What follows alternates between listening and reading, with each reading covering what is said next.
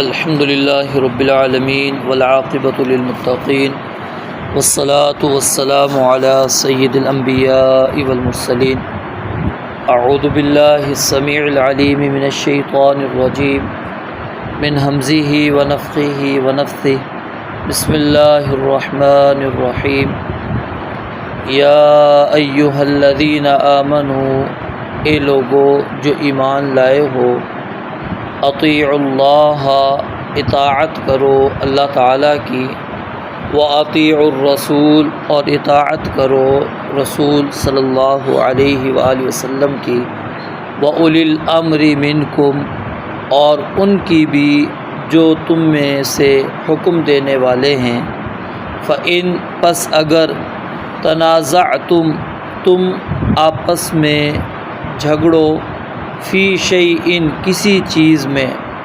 فردوہ پس لوٹاؤ اس کو، الی اللہ اللہ تعالیٰ کی طرف، والرسول اور رسول صلی اللہ علیہ وسلم کی طرف، ان کنتم اگر ہو تم، تؤمنون باللہ ایمان لاتے اللہ تعالیٰ پر، والیوم الآخر اور آخرت کے دن پر، ذالک خیر یہ بہتر ہے، وأحسن تأویلا اور انجام کے لحاظ سے زیادہ اچھا ہے۔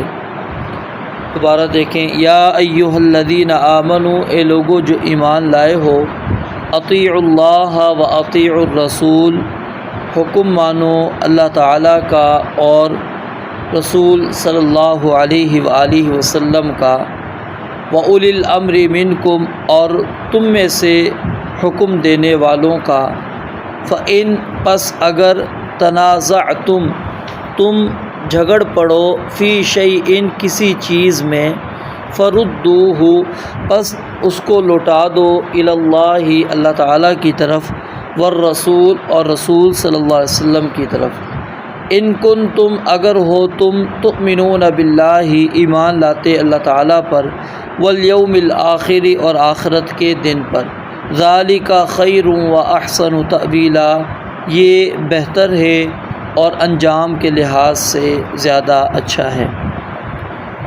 اس آیت مبارکہ کے اندر اللہ تعالیٰ نے ایک اصول بیان کیا ہے، اور وہ اصول کیا ہے کہ اللہ اور اس کے رسول علیہ الصلاۃ والسلام کی اور جو اولو الامر ہیں ان کی اطاعت کا۔ یاد رکھیے، اللہ اور اس کے رسول علیہ الصلاۃ والسلام کی جو اطاعت ہے وہ مشروط نہیں ہے، مشروط نہیں ہے۔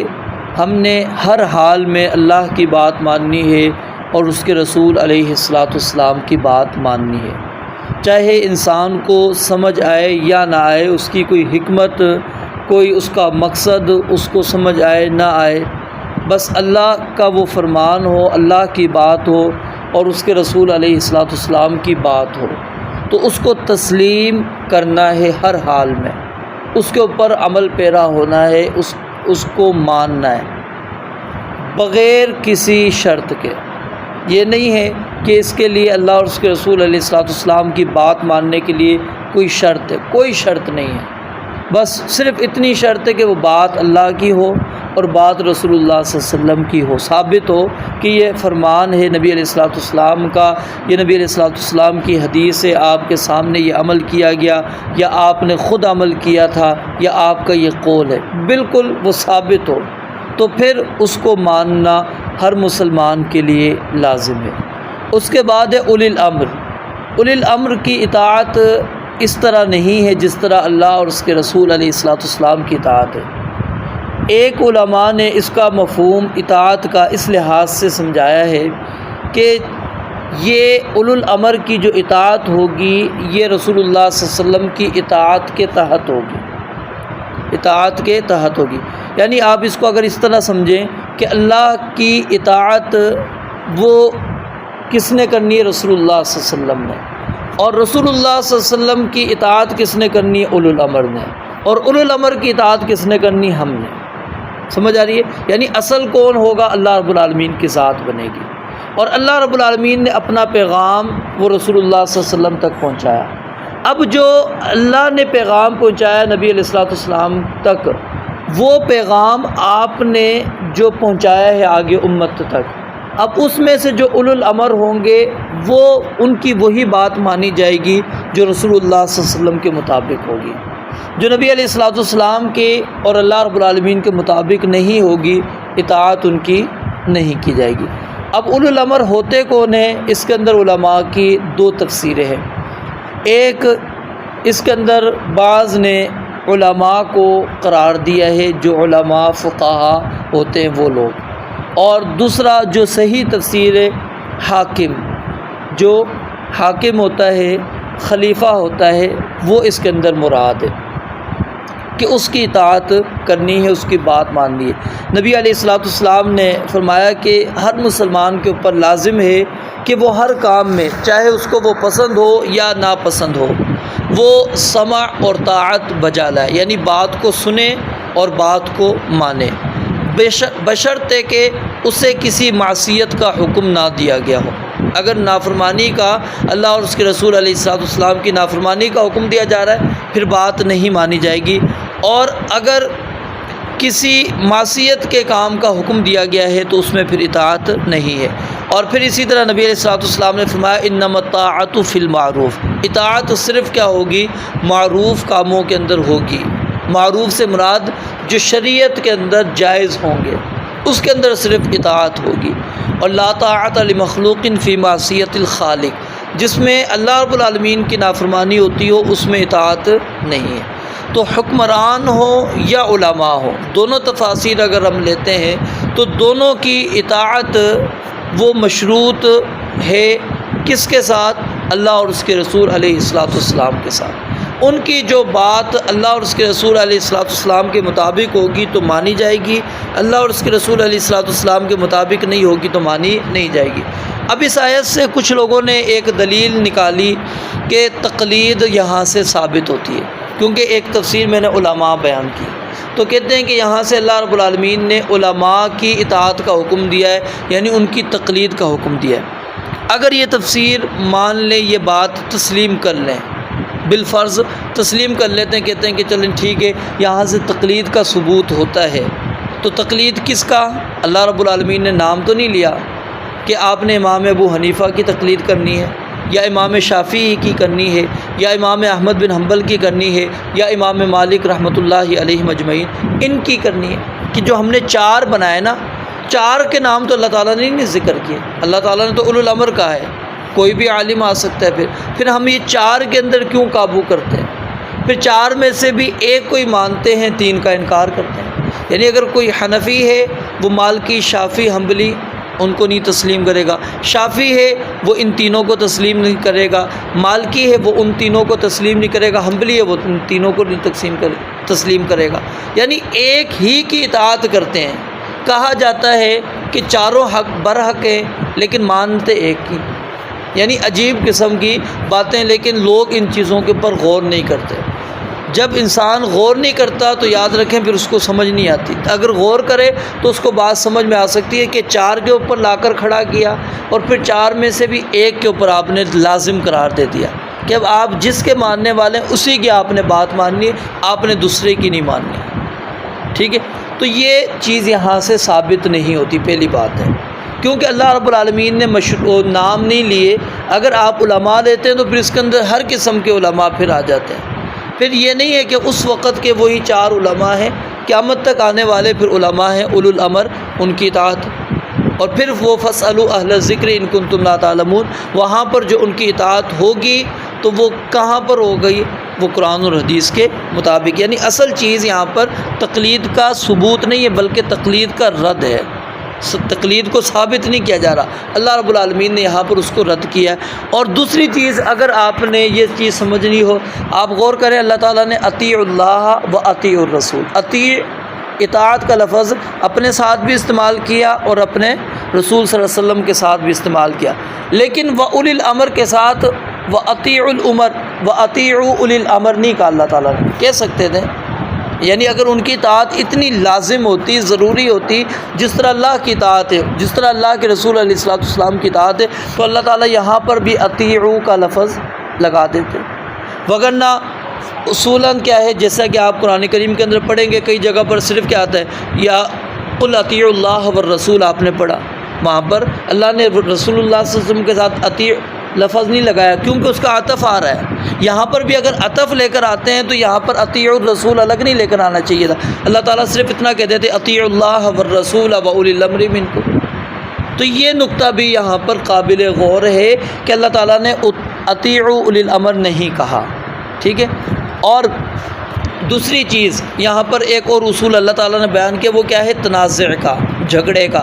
اب فی شیئن کسی بھی چیز میں اللہ تعالیٰ نے مطلق رکھا ہے، وہ چاہے دین کا معاملہ ہو، دنیا کا معاملہ ہو، انسان کا اختلاف ہو جائے، آپس میں دو بندے جھگڑ جائیں کسی بھی معاملے کے اندر، اس معاملے کا حل چاہے وہ دینی معاملہ ہے یا دنیاوی ہے، اس کا حل ہم نے کس سے حاصل کرنا ہے، اللہ والرسول، اس معاملے کو اللہ اور اس کے رسول علیہ الصلوۃ والسلام کی طرف لوٹانا ہے، کیونکہ ہماری پوری زندگی جو ہے وہ اللہ اور اس کے رسول علیہ الصلوۃ والسلام کی اطاعت کے اندر ہے، چاہے بندہ دنیاوی زندگی کا ہے اپنے آپ کی یا دینی زندگی کے اندر۔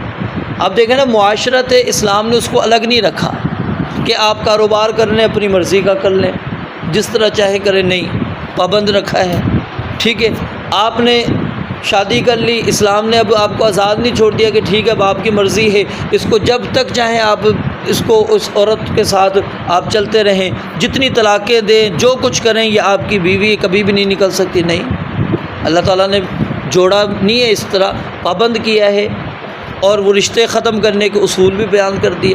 تو ہر چیز کے اندر اگر ہم دیکھتے جائیں اپنے آپ کو، دنیاوی معاملات کے اندر بھی اللہ تعالیٰ نے ہمیں آزاد نہیں کیا بلکہ ہمیں اللہ رب العالمین نے پابند کیا۔ تو اس لیے فی شیئن اللہ تعالیٰ نے مطلق کہا ہے کہ کسی بھی چیز میں تمہارا تنازع ہو جائے، جھگڑا ہو جائے، فردوہ الی اللہ والرسول، اس کو اللہ اور اس کے رسول علیہ الصلوۃ والسلام کی طرف لٹا دو۔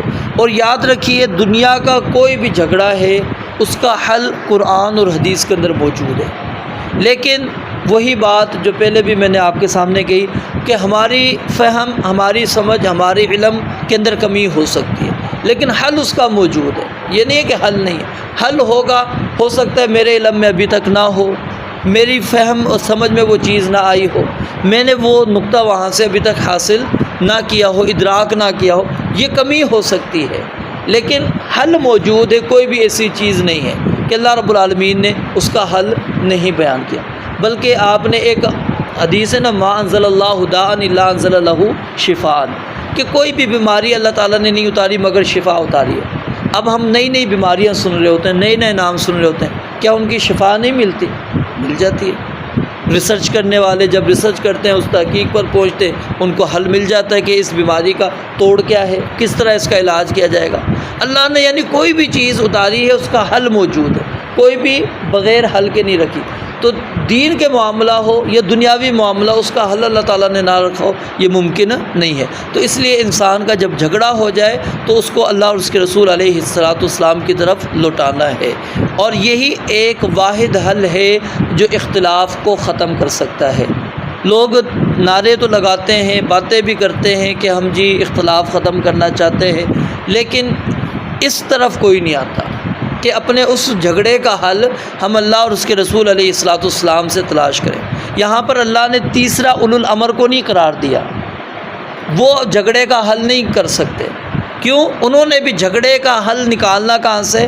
اللہ اور اس کے رسول علیہ الصلوۃ والسلام سے۔ تو اس لیے اللہ تعالیٰ نے یہاں پر اولو الامر کو سائیڈ میں کر دیا، چاہے آپ حکمران لے لیں اس وقت یا علماء تفسیر لے لیں، دونوں کو اللہ رب العالمین جھگڑے کے وقت سائیڈ میں کر رہے ہیں۔ وہاں پر صرف اپنی ذات کو، یعنی اپنی ذات سے مراد کیا؟ قرآن، اور نبی علیہ الصلوۃ والسلام سے مراد کیا ہے؟ اب حدیث مبارکہ، کہ اس کے ذریعے سے آپ کا حل ہوگا۔ اور بعض لوگ یہاں پر تنازع کو سمجھ رہے ہوتے ہیں کہ یہ بڑی رحمت کا باعث ہے، اور ایک موضوع من گھڑت روایت پیش کرتے ہیں کہ اختلاف امتی رحمہ، کہ جی امت کا اختلاف کے اندر رہنا یہ بڑی رحمت کا باعث ہے، کہ یہ ٹھیک ہے یہاں پر بھی باندھو، یہاں پر بھی باندھو، یہ اختلاف چلتا رہے گا صدیوں تک، اور یہ چلنا ہی یہ امت کا حسن ہے۔ عجیب بات ہے، ایک تو کبھی بھی آپ نے دیکھا ہو کہ اتفاق کے، اس کا مطلب کیا ہوا کہ اتفاق کے اندر پھر رحمت نہیں ہے، وہ عذاب ہے۔ وہ عذاب کی صورت ہے. اگر آپ اختلافات کرتے چلے جا رہے ہیں تو آپ کی رحمت ہے. پھر میاں بیوی کا جھگڑا ہوتا ہے، پھر اختلاف پر کیوں طلاق ہو رہی ہے؟ وہ تو رحمت ہے. پھر آپ کیوں کہتے ہیں یہ جی بچوں کو چھوڑ کے چلی گئی یا بچوں کے ساتھ اب ظلم ہو گیا، یہ اس عورت کے ساتھ ظلم؟ پھر یہ ہم کیوں کہہ رہے ہیں؟ تو رحمت ہونی چاہیے نا. اچھی بات ہے وہ دونوں میاں بیوی جدا ہو گئے، رحمت کا باعث ہے. دو مسلمان آپس میں لڑ پڑے ہیں، جھگڑ رہے ہیں، ایک دوسرے کو قتل کر رہے ہیں، آپ کیوں کہتے ہیں فساد ہو گیا؟ کہیں رحمت ہے اللہ کی. یہ تو رحمت اتر رہی ہے کہ ہم ایک دوسرے کو مار رہے ہیں، قتل کر رہے ہیں، یہ ہمارے اوپر اللہ کی رحمت ہے. تو یہ اختلاف رحمت نہیں ہے. یہ ایک موضوع من گھڑت روایت کو صرف کس لیے لیا گیا کہ جی ہم نے جو اپنی رائے دینی ہے دین کے اندر، اس حدیث کے سہارے کو پکڑتے ہوئے اور اس کی نسبت نبی علیہ الصلوۃ والسلام کی طرف کر دو کہ یہ نبی علیہ السلام کا فرمان ہے. اب کوئی بندہ کہے گا جی میری رائے کیوں مختلف ہے، قرآن و حدیث کے خلاف کیوں جا رہی ہے؟ جی یہ اختلاف کا ہونا رحمت کا باعث ہے. اور اس پر فقہا نے بڑے مسائل نکالے جو قرآن و حدیث کا مخالف، صرف اس حدیث کو گھڑ کر اور اس کو رحمت ثابت کرنے کے لیے کہ یہ اختلاف ہونا یہ رحمت ہے. اور آپ اگر پڑھیں نا فقہا کی کتابوں کو، ٹھیک ہے، اس کے اندر کوئی مسئلہ آپ کو نہیں ملے گا جس میں اختلاف نہ ہو. ایک اگر عالم کہتا ہے یہ ہونا چاہیے، دوسرا اس کے خلاف لازمی کوئی نہ کوئی ایک جائے گا، کوئی نہ کوئی ایک جاتا ہے. اور یہ اختلاف وہ سمجھتے ہیں یہ کرنا ہی رحمت ہے ہمارا، اور اس صرف موضوع من گھڑت روایت کے مطابق. تو یہ اختلاف کرنا رحمت نہیں ہے بلکہ یہ عذاب ہے اللہ رب العالمین کی طرف سے. جب اختلاف ہو جاتا ہے تو یہ پچھلی امتوں کی جو تباہی اور بربادی کا سبب ہے وہ کیا تھا؟ ان کے انبیاء سے اختلاف. اللہ کے نبی علیہ السلام کا فرمان ہے کہ انہوں نے اپنے نبیوں سے اختلاف کیا تھا. نبی دعوت توحید کی دیتے تھے، وہ شرک پر تھے، وہاں پر بھی پھر رحمت ہونی چاہیے تھی نا کہ خلاف جا رہے ہیں، لیکن وہ ان کی ہلاکت کا سبب بنا ہے. تو یہ رحمت نہیں ہے بلکہ عذاب ہے. تو فردوہ الی اللہ والرسول، اللہ اور اس کے رسول علیہ الصلوۃ والسلام کی طرف معاملے کو لوٹانا ہے.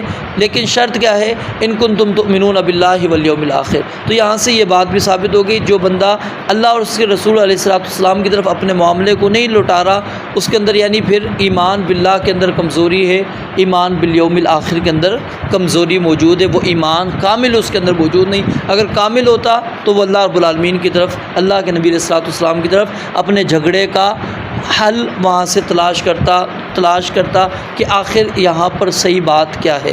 ذالک خیر و احسن تأویلا. اللہ تعالیٰ فرماتے ہیں یہ جو ہے دو مسلمانوں کا جھگڑا کرنا اور پھر اس جھگڑے کا حل اللہ اور اس کے رسول علیہ الصلوۃ والسلام کا تلاش کرنا، یہ انجام کے لحاظ سے بھی بہتر ہے. یہ بہترین بات ہے کہ وہ اپنے معاملے کو اس طرح سمیٹیں، اس طرح جھگڑے کو حل کریں کہ اللہ اور اس کے رسول علیہ الصلوۃ والسلام کی طرف اور اللہ کی طرف اس معاملے کو لٹا دیں. اور یہی چیز یاد رکھیں، اگر ہم اس کو اپنا لیتے ہیں ہمارے اختلافات ختم ہو سکتے ہیں. اور اختلاف کے لیے میں نے آپ کو پہلے بھی کہا کہ نبی علیہ الصلوۃ والسلام کی صحیح حدیث، یہ شرط ہے، صحیح حدیث آپ کا فرمان ہونا، نسبت نہ ہو. نسبت تو بہت ساری حدیثیں موضوع من گھڑت روایات نبی علیہ الصلوۃ والسلام کی طرف منسوب ہیں، ان سے تو دلیلیں نہیں لی جاتی نا. جو ثابت ہوں، واقعی علماء نے جو اصول بیان کیے اس کے اوپر وہ حدیثیں اترتی ہوں، پھر اس کے اندر آپ تلاش کریں، آپ کو صحیح مسئلہ سمجھ آ جائے گا. نماز لے لیں، روزہ لے لیں، زکوٰۃ لے لیں، کوئی بھی معاملہ لے لیں، اللہ رب العالمین نے اور نبی علیہ الصلوۃ والسلام نے بالکل واضح ہمارے لیے بیان کیا ہے. اللہ رب العالمین سے دعا ہے رب العالمین سمجھنے عمل کرنے کی توفیق عطا فرمائے. واخر دعوانا الحمدللہ رب العالمین.